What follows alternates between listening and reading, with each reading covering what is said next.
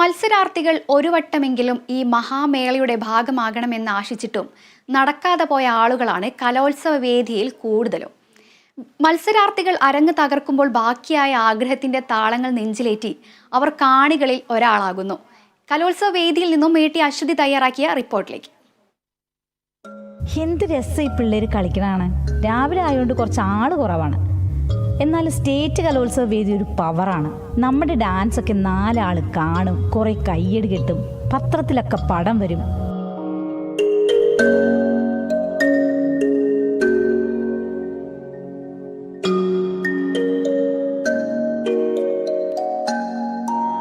കുച്ചിപ്പിടി എൻ്റെ ഫേവറേറ്റ് ആയിരുന്നു.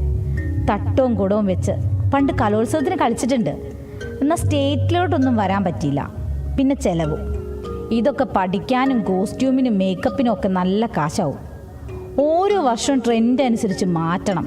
ഇതൊക്കെ കടന്ന് ഇവിടെ വന്ന് കളിക്കണവരെ സമ്മതിക്കണം. എന്നായാലും ഈ മുദ്രകളും പാട്ടും ഒക്കെ മനസ്സിലാക്കാൻ പറ്റണുണ്ടല്ലോ. ചിലർ കളിക്കണ കണ്ട അങ്ങനെ കണ്ണ് മിഴിച്ചിരുന്നു പോവും.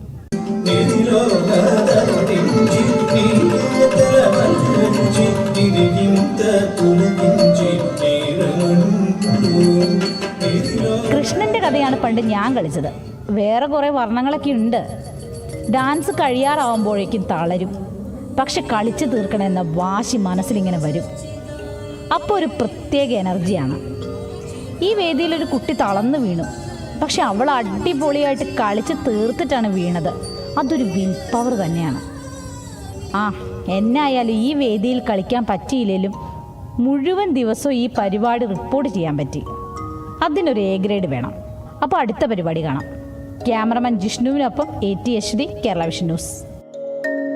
നമുക്ക് ബ്രാൻഡിംഗ് ഉള്ള